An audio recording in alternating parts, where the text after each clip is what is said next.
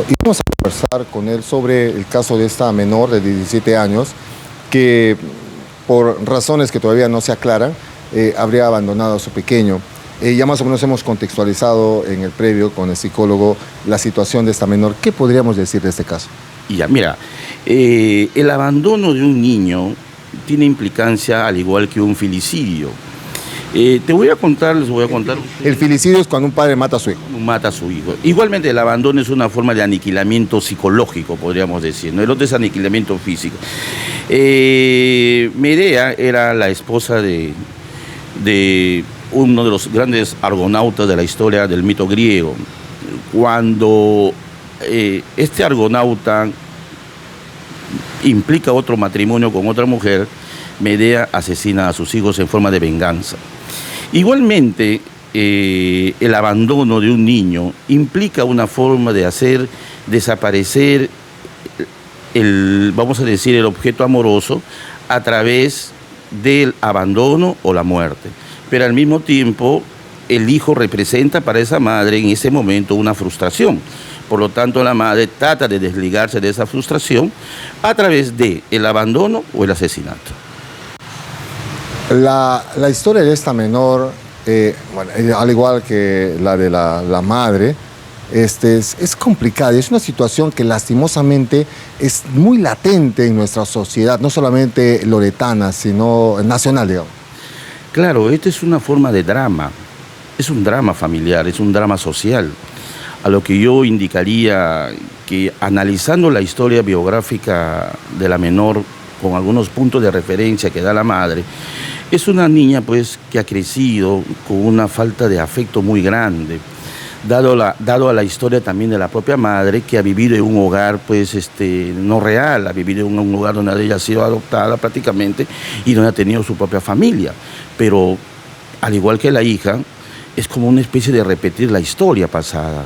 Un círculo vicioso. Podríamos llamar un círculo vicioso, pero de tipo, vamos a decir, neurótico, porque el sufrimiento va en la...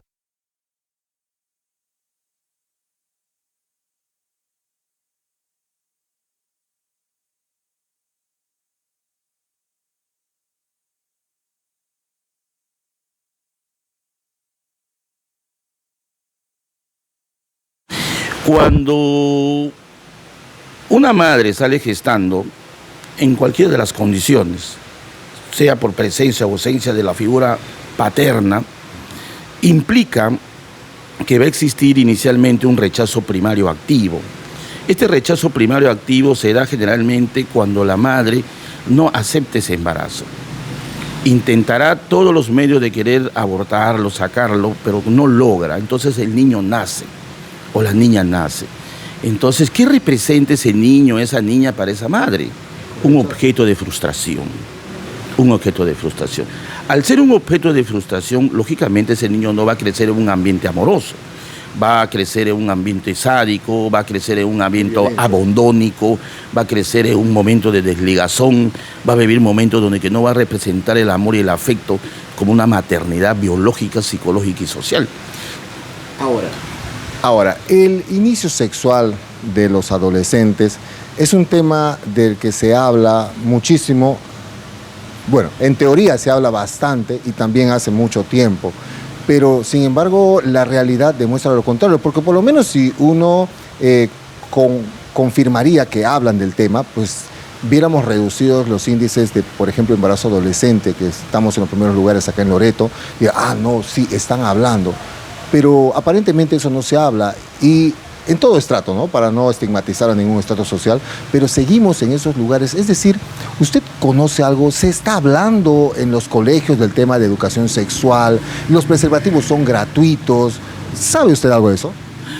Este es algo gracioso porque la pregunta teníamos que hacerle referencia a las autoridades de educación, las autoridades que asumen este ejemplar, ¿no?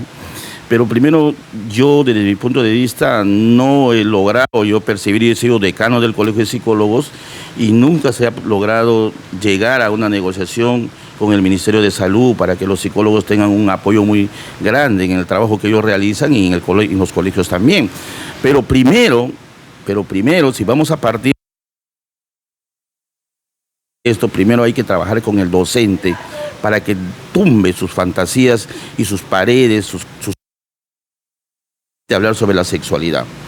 Ahora, no les permite hablar, pero en la práctica son bien libertinos, o sea, la practican y muchas veces hay muchos docentes que tienen 2 hasta 3 familias, o sea, hay un libertinaje, pero para hablarlo y para digamos, cambiar esa realidad, son tímidos, son muy precavidos.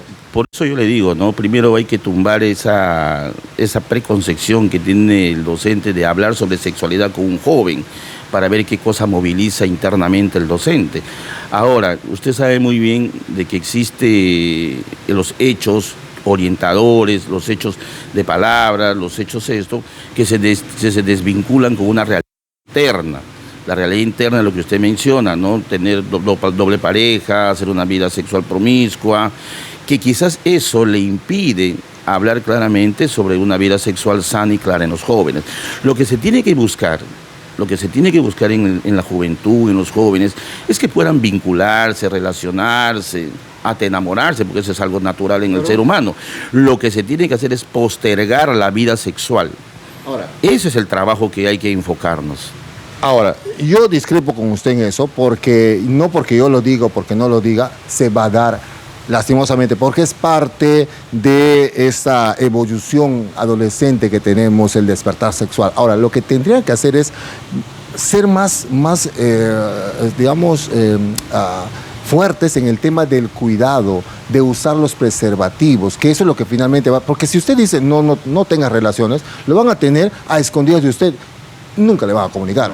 Lo que hago referencia es postergar la vida sexual. Significa, no, es decir, no tenga relaciones sexuales, significa trabajar las habilidades sociales del joven para saber decir que no. Eso tiene que ver mucho con el trabajo de la parte del autoconcepto y la autoestima que tiene el joven. Porque si nosotros permitimos o no orientamos o no nos enfocamos en el ser humano y nos enfocamos solamente en la actividad sexual, solamente nos estamos enfocando a una actividad, no en el ser humano. No en el ser humano que va a crecer, que se va a desarrollar, que va a saber decir no, somos enamorados, hasta aquí. ¿Por qué? Porque los jóvenes más adelante van a tener muchas dificultades en su vida sexual. Por ejemplo, un ejemplo, ¿no? Te pongo, ya el chico ha tenido una enamorada, otra enamorada, y a la chica con todas ha tenido relaciones sexuales, que puede terminar con una enfermedad de transmisión sexual, que puede terminar con un VIH, que puede terminar con algo. ¿Por qué pasó esto? Porque no se hizo un trabajo preventivo en relación al autoconcepto, a la autoestima, a las habilidades sociales. Eso es lo que se tiene que entrenar y de ahí surgen las otras actividades. No solamente para la vida sexual, sino también para el consumo de drogas, para el consumo de alcohol. Saber decir no. Para la paternidad responsable, porque también va marcado en ese tema de que tienen hijos y pues se desvinculan de sus hijos también, sin saber de que tienes un hijo, pues tienes una gran responsabilidad que asumir. Por eso le digo, aquí lo que se tiene que buscar es que los jóvenes posterguen en la vida sexual. ¿Y cómo se va a buscar eso? A través de la formación de lo que acabo de mencionar. Por ejemplo, en el colegio, talleres de autoestima, de autoconcepto, de habilidades sociales, de asertividad.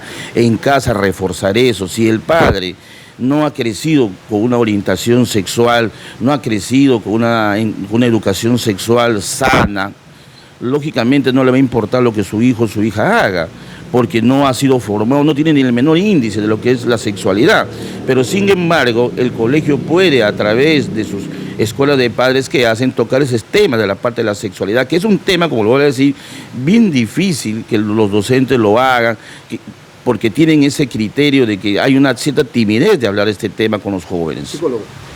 Ahora, ¿no es un poco utópico o quizás hablar de una realidad diferente a la nuestra? ¿Por qué no ir de manera progresiva intentando modificar este tipo de actitudes? Usted me habla de postergar la sexualidad. Yo le digo, sin intención de faltar al respeto, eso me parece una medida ya la última. primero vayamos haciéndoles entender que pueden tener esto de las enfermedades, que entender, porque de que se habla, pero no lo entienden. Las enfermedades sexuales, la paternidad luego, ¿no? Bueno, hablando de la paternidad responsable que compete a ambos, y la pobreza también, porque finalmente estamos hundidos en la pobreza en el país por este tipo de actitudes. Bueno, vuelvo a repetir, cuando yo hablo de la postergación de la vida sexual, es educar al joven a saber decir no.